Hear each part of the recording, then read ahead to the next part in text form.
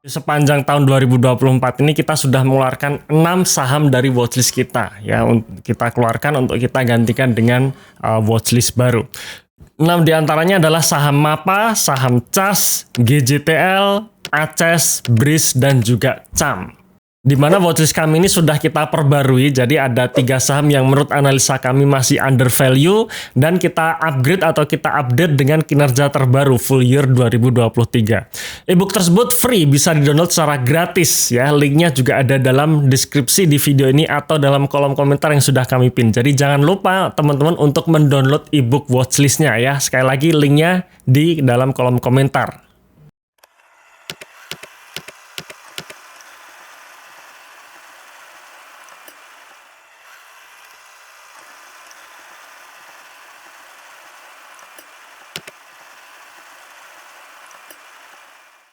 Ya, MAPA atau MAP Aktif Adi Perkasa ya. Nah, MAPA ini adalah anak dari MAPI ya. Kita kemarin bahas di bulan Agustus. Nah, ini yang menarik, kalau ini sih pertama sektornya retail ya. Tadi kita bahas sektor retail harusnya akan manggung di tahun ini karena ekonomi Indonesia baik-baik saja gitu ya. Itu skenario kita ya. Jadi harusnya sektor retail manggung termasuk MAPA. Ya, kemudian kinerjanya bagus, ini terkonfirmasi naik, resikonya sangat rendah ya. Nah, kita bahas. Nah, MAPA dia IPO di tahun 2018 ya, dan mencapai harga puncak itu tahun 2019 sampai menyentuh level 8.500-an. Kemudian jatuh sejatuh-jatuhnya saat COVID. Ya, jadi ya sudah lockdown, toko-toko disuruh tutup, ya sudah nggak ada istilahnya bisnisnya mandek gitu ya, ya harga sahamnya jatuh kan gitu. Jatuh level bottomnya di sekitar 1.500-an. Ya, kemudian kita lihat dari tahun 2020 sampai sekarang ya sudah naik 100%, 3.500-an ya, kemarin sempat menyentuh level 4.000. Ya, jadi kalau kita hitung dari bottomnya ya ini sudah naik. Kalau Archie tadi masih di bawah gitu ya harga sahamnya. Tapi kalau MAPA ini sebenarnya sudah naik ya dari level harga 1.200-an saat pandemi ya, atau tahun 2021 kemarin juga jatuh lagi di 1.600-an, kemarin sempat ke 4.000. Kenapa? Karena ya kinerjanya sudah naik. Jadi kalau kinerja sudah naik ya biasa harga sahamnya sudah nggak di bottom lagi. Nah, sekarang pertanyaannya apakah masih bisa dibeli atau enggak walaupun harga sahamnya sudah naik 100%. Nah, kita cek ya. Kita cek. Nah, tahun 2022 sebenarnya tahun 2022 awal ini harga sahamnya masih di level 2000-an nih. Ya, masih sangat menarik ya. Kemudian kita baru bahas bulan Agustus, harga sahamnya sudah naik. Ya, PBV-nya juga mahal gitu kan ya, mahal ya. Cuman kita bahas bulan Agustus, sempat naik bulan September ya. Bulan Agustus ini masih di level 3.000-an ya, 3.000-an, 3.300 lah di kisaran di sini. Sempat naik ke level 3.600, habis itu jatuh ke level 2.600. Nah, 2.600 jatuh, ya biasa di sinilah ya, kalau kita nggak paham tentang teori market risk dan fundamental risk, ya biasanya kalau jatuh ini ya karena harga sahamnya sudah kemahalan ya, PBV-nya sudah mahal dan sebagainya, harusnya PBV yang di bawah 1 kali kan gitu kan ya. Nah, cuman sekali lagi sempat kita tenangkan lagi, kita coba tenangkan lagi, penurunan harga saham MAPA di bulan Oktober kemarin ya hanyalah gara-gara market risk, bukan fundamental risk dan bukan kemahalan di harga 3.000 itu. Dan ternyata betul ya, setelah bulan Oktober langsung naik sampai ke 4.000 nih, 4.000 di akhir tahun. Ya, kemudian tahun 2023 ini koreksi ya, turun ke sekarang level 3.400. Hari ini tadi sempat closing saya coba cek ya, karena mau kita bahas, saya cek itu 3.700-an ya. Nah, sekarang pertanyaan 3.700 masih bisa dibeli nggak nih? Ya, karena ini saya screenshot ya, sekitar hari Senin atau hari Minggu ya, saya bikin materinya. Oke, nah kita bahas dulu pemiliknya. Pemilik sekaligus sentimen yang membuat harga MAPA ini koreksi di awal tahun ini ya.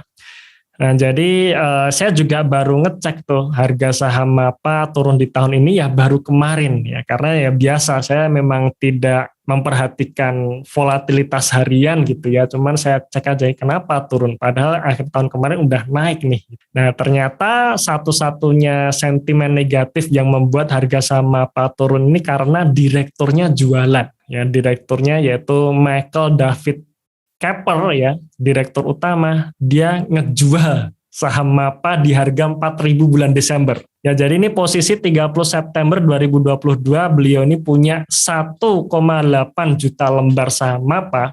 Bulan Desember itu dijual separuh. Jadi posisinya saat ini tinggal 900 ribuan dan rata-rata jualnya di harga 4.000. Ya, jadi ngejual di bulan Desember, baru dipublikasi bahwa direktur utama ngejualnya itu ya baru di bulan Januari ini, tanggal 10 Januari kemarin ya, saya lihat di keterbukaan informasi, ternyata baru dipublish tanggal 10 Januari. Nah, ini yang kadang membuat orang-orang, wah insidernya aja jualan gitu, nah mereka akhirnya ngikut jual. Nah, padahal menurut saya sebenarnya ya ini masih bagus ya, yang penting 68% ini masih dimiliki oleh induknya, itu menurut saya nggak apa-apa.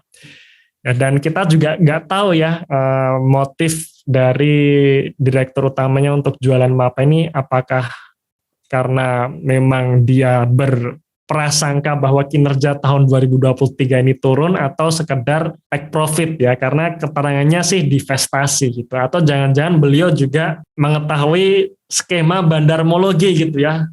Direkturnya jualan di atas, habis itu bulan Januari dipublikasi, habis harga sahamnya turun dia kolek lagi, kan kita nggak tahu gitu ya. Nah, makanya kita yang paling enak itu memang lihat kinerjanya aja gitu ya. Jadi nggak perlu lihat-lihat meraba-raba, oh ini orang tertentu lagi ngapain nih ya, tokoh tertentu lagi ngapain, itu kayaknya pusing gitu ya.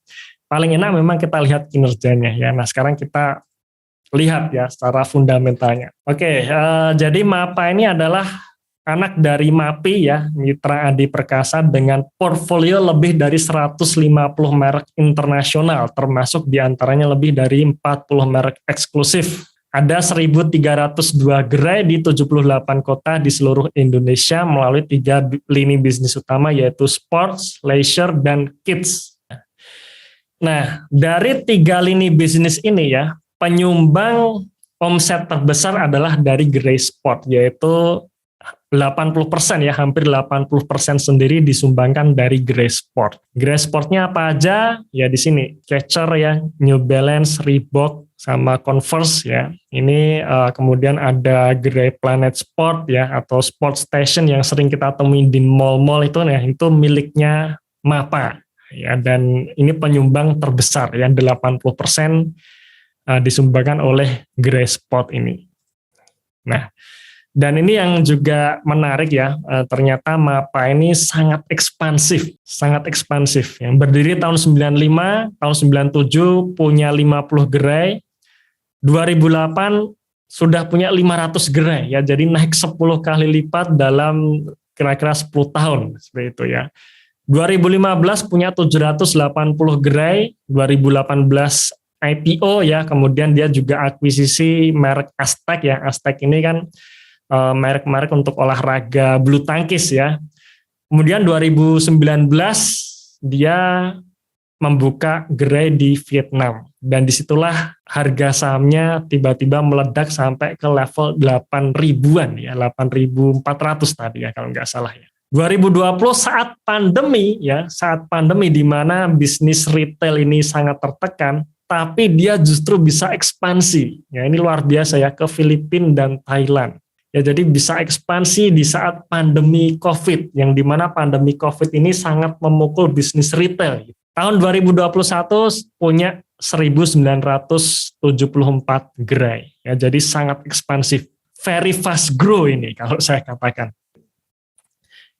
Nah, pertumbuhan pendapatan terus pulih ya, posisi kuartal 1 2022 penjualannya bahkan sudah melebihi sebelum pandemi. Jadi bisa dibayangkan semester 1 2022 kemarin, kuartal 1 ya, kuartal 1 2022 kemarin penjualannya sudah lebih tinggi dari sebelum pandemi. Sebelum pandemi itu berarti tahun berapa? Tahun 2019.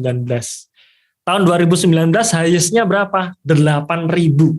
Ya, jadi bisa kita katakan harga sekarang di mana kinerjanya sudah seperti atau bahkan melebihi sebelum pandemi, tapi harga sahamnya masih di bawah 4.000 gitu. Ya menurut saya ini masih sangat undervalue ya.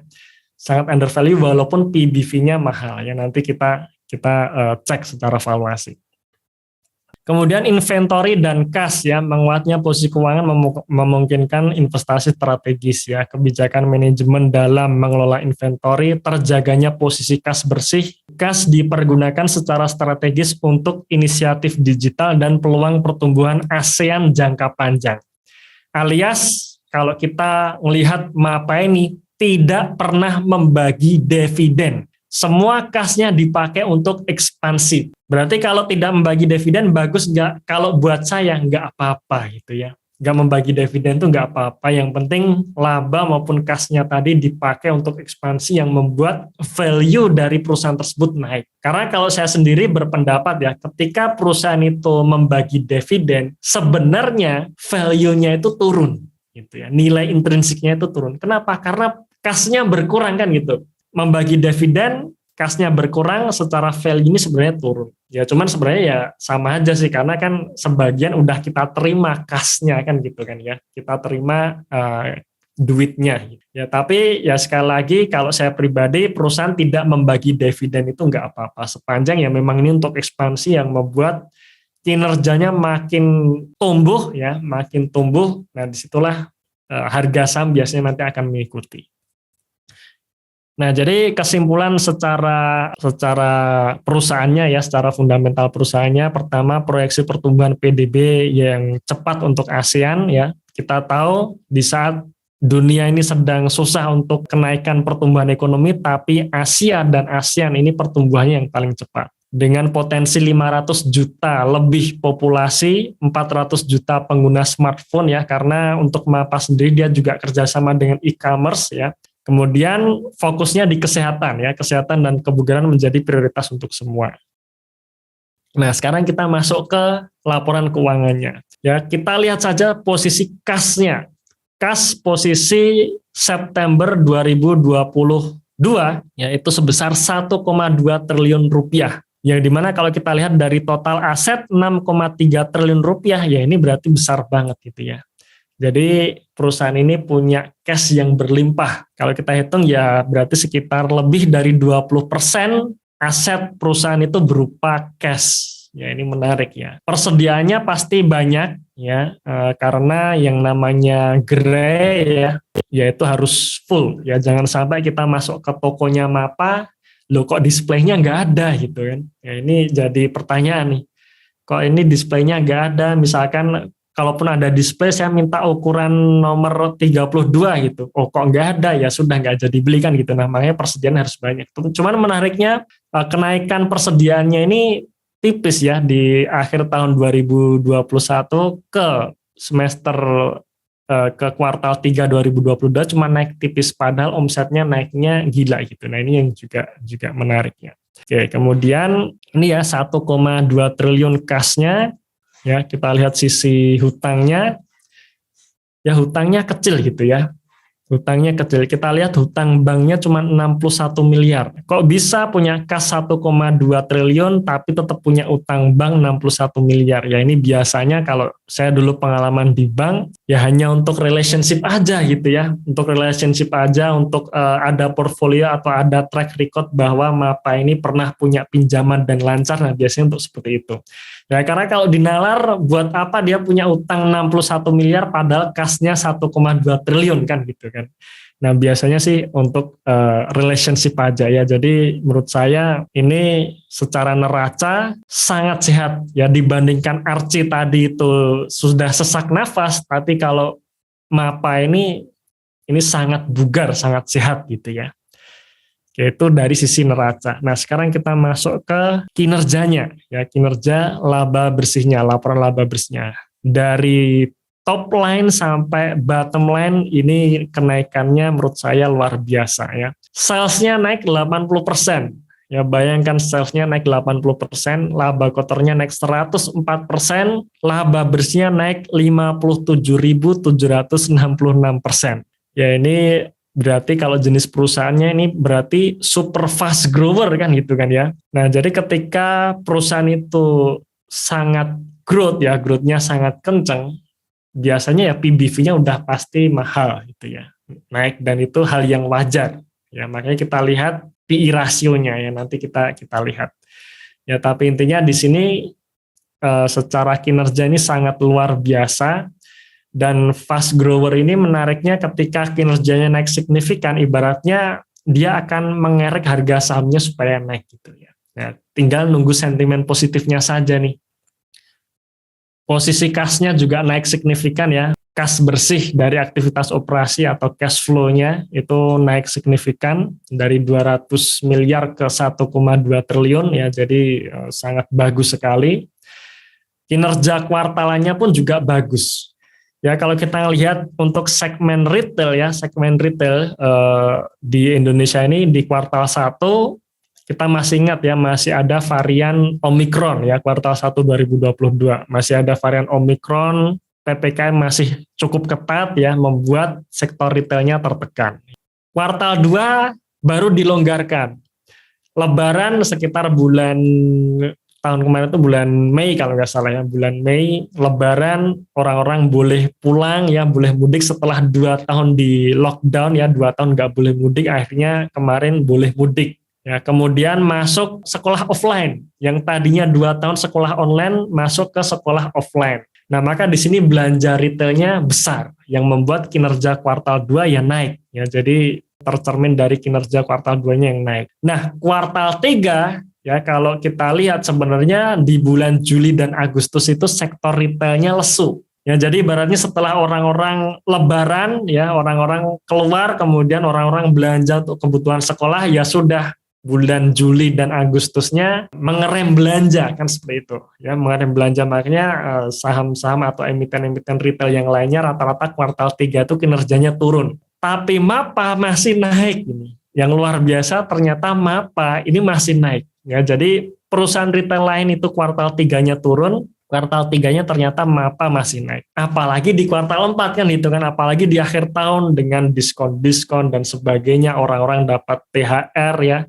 dapat THR dari Natal dan Tahun Baru dan sebagainya, ya seharusnya kuartal 4 ini makin naik lagi, seperti itu kan ya. Ya jadi bayangan kita seperti itu. Nah ini value sheet dari MAPA ya, value sheet dari MAPA. Ya jadi kita lihat kuartal 3-nya naik, nah seharusnya dalam bayangan kita kuartal 4-nya juga naik. Ya, tapi kita proyeksikan ya dengan konservatif bahwa kuartal 4-nya turun ya. Turun dari salesnya turun 12% sampai laba bersihnya turun 25%. Artinya untuk secara tahunan kinerja MAPA secara sales naik 50%, labanya naiknya 300% ya, enggak jadi 50.000% ya. Nah, sekarang kita cek valuasinya, harga 4.000 itu seperti apa ya. Kita masuk di sini ya, indikator dan pertumbuhannya ya. Kita tutup aja 2013 sampai 2016 karena nggak ada datanya. Nah, di sini dari DER-nya ya, debt to equity ratio menarik sekali ya. Hutangnya tadi kita lihat sangat kecil ya, artinya secara histori bahkan tahun 2020 pun DER-nya juga kecil, dia masih bisa survive di tengah kondisi pandemi. 2021 makin turun, 2022 juga turun ya DER-nya. Berarti secara kesehatan oke lah ya, sangat bagus Mas, sangat sehat. ROE ini yang menarik. ROE tahun 2018 itu 15%, tahun 2019 ketika dia ekspansi ya ke Vietnam tadi itu naik ROE-nya menjadi 22%. Tahun 2020 saat pandemi ROE-nya 0%. Ya luar biasa nih, jatuh sejatuh-jatuhnya ini 0%. Tahun 2021 kinerjanya sudah naik dan ROE-nya menjadi sekitar 7%. Dan tahun 2022 ini ya dengan proyeksi yang konservatif tadi ya, dengan laba cuma naik 300%, nggak 57.000% itu ya. ROE-nya menunjukkan angka 26%. Ya seperti yang dikatakan manajemen tadi ya, bahwa kinerja tahun 2022 ini bahkan lebih tinggi dari sebelum COVID, di mana tahun 2019 ROE-nya 22% dan harga tertingginya terjadi tahun 2019, harga 8.000 sekian. Nah, sekarang kita lihat valuasinya. Secara PBV di harga 4.000 ya, jadi saya nulisnya di harga 4.000, sekarang kan 3.700-an ya. Di harga 4.000 masih menunjukkan level PBV 2,8 kali. Ya, jadi bisa dibayangkan waktu tahun 2020 PBV-nya 2 kali, pernya ya 3.000 kali gitu. Ya, cuman harganya saat itu 2.000-an ke bawah ya, di bawah 2.000 gitu. Tahun 2021 ROE-nya naik, PBV-nya masih tetap nih. Ya, jadi ini menarik juga. Kinerja sudah naik, valuasinya belum naik. Proyeksi tahun 2022 ROE-nya 26%, yang dimana ini ROE tertinggi sejak tahun 2018. Ya, 2017 karena belum IPO ya, jadi belum ada kenaikan ekuitas, jadi sangat wajar ini 29%. Karena setelah IPO kan ekuitasnya naik. Nah, maka kalau laba dihitung labanya ini nggak naik, ya berarti ROE-nya kan mengecil gitu ya. Itu secara hitung-hitungan rumus. Ya, makanya yang kita lihat ya sejak 2018. Ya, dan ini menarik, sejak tahun 2018 ini adalah ROE tertinggi. Tetapi secara PBV ini masih lebih rendah dibandingkan tahun 2019. Bisa kita bayangkan kinerjanya sudah naik bahkan lebih tinggi dibandingkan tahun 2019, tapi secara valuasi masih di bawah 2019. Karena kalau kita berbicara tadi ya, ketika kinerjanya naik kan biasanya diikuti dengan valuasi. Kalau ROE-nya naik, secara wajar PBV-nya juga pasti akan lebih tinggi dibandingkan historik. Ya. Cuman kasusnya ini karena sentimennya masih negatif tadi ya, sentimennya masih negatif ya, akhirnya harga sahamnya belum naik, membuat valuasinya masih sama gitu. Jadi 3 tahun berturut-turut nih valuasinya nggak mau naik padahal kinerjanya udah naik duluan. Nah, ini yang menarik. Secara P/E rasionya pun masih 10 kali. Nah, jadi di sini menariknya adalah kinerjanya sudah very fast grow gitu ya, tapi valuasinya belum naik. Nah, ini yang saya katakan growth company tapi masih dalam sentimen negatif ya, yaitu MAPA. Nah, jadi di harga 4.000 ini masih di bawah 4.000, masih saya anggap kategori under value walaupun PBV-nya ya sudah 2 kali, di atas 2 kali. Ya, jadi under value.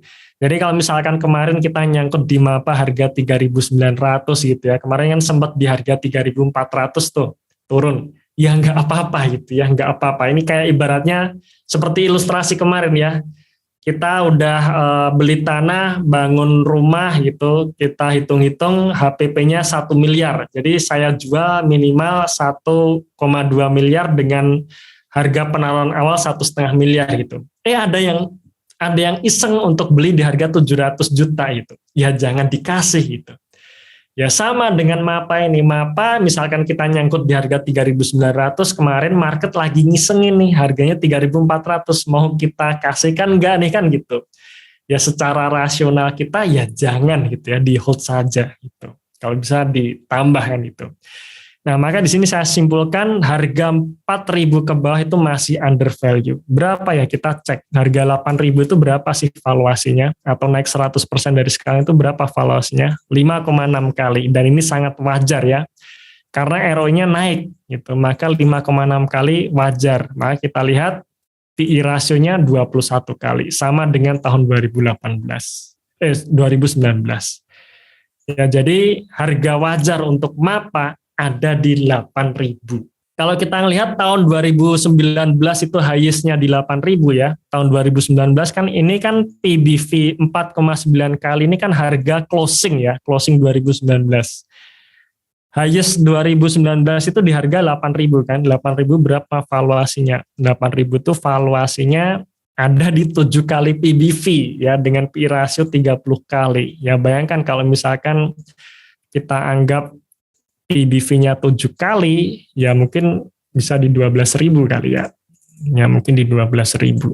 Ya 8 kali, ya 11.000 deh ya. Ya sekitar ya 11.000, 10.000 lah ya. Tapi intinya 8.000 ini bisa kita anggap sebagai harga wajar ya. 8.000 ini harga wajar. Oke, jadi untuk kesimpulan di MAPA saat ini ya, harga di bawah 4.000 masih oke untuk dibeli. Oke, sekarang balik lagi ke sini. Kesimpulan dari MAPA adalah yang pertama ya fasenya fase growth. Bahkan economic mood-nya tinggi. Kenapa? Karena dia pemilik merek yang sudah istilahnya berlisensi. Jadi tidak sembarangan orang bisa menjual merek-merek yang dijual oleh MAPA ya, dan merek-mereknya pun terkenal-terkenal semua gitu ya. Nah, jadi economic mood-nya tinggi ya, fasenya sedang growth, resikonya rendah. Kenapa? Karena secara neraca ini sangat sehat, secara kinerja sudah terkonfirmasi naik. Bahkan secara valuasi masih di bawah gitu ya. Walaupun harganya sudah naik 100% dibandingkan harga bottom di tahun lalu kan gitu kan. Ya kita sih pengennya harga MAPA di bawah 2000 lagi kan gitu. Cuman problemnya bisa nggak? Ya kalau menurut saya sih nggak bisa gitu ya. Kalau pemerintah nggak lockdown lagi, menutup tokonya lagi ya nggak bisa. Kecuali kalau nanti pemerintah mau lockdown lagi, toko-tokonya ditutup lagi, ya harga sahamnya nanti akan hancur lagi gitu ya. Cuman untuk posisi saat ini kembali di harga di bawah 2000 berat sekali untuk MAPA. Nah, maka di sini ya kita agak susah kalau kita menunggu harga sahamnya turun lagi, bahkan turun di bawah 3000 kok kayaknya juga berat gitu ya. Nah, maka di sini ya sudah maksimum buy-nya 4000 dan key point-nya ya kuartal 4 ini harus naik dan Q1 2023 pun juga harus naik ya karena rajin ekspansi itu tadi ya. Tipsnya untuk MAPA ya sudah masuk lamsam dengan porsi yang besar ya. Jadi kalau misalkan kita mau cari yang istilahnya hampir zero risk gitu ya MAPA ini. Ya misalnya masuk langsung 25% dari total porto gitu juga oke sih menurut saya. Nah oke ya, nah ini tentang MAPA. Tadi sempat kita bahas kalau kita takut dengan kondisi ekonomi luar negeri yang serba nggak pasti, ya sudah, kita percaya aja Indonesia ini baik-baik saja ekonominya. Maka perusahaan-perusahaan yang dia punya basis konsumen besar di Indonesia, kemungkinan besar kuat. Ya, kemungkinan besar ini masih tumbuh dan manggung ya. Salah satunya menurut saya MAPA harusnya manggung di tahun ini. Kemudian ya kecuali kalau nanti ada hal-hal force majeure ya, ada misalkan tiba-tiba lockdown lagi dan sebagainya, ya sudah skenario berubah ya. Tapi untuk saat ini menurut saya MAPA ini harusnya ada momentum di tahun ini.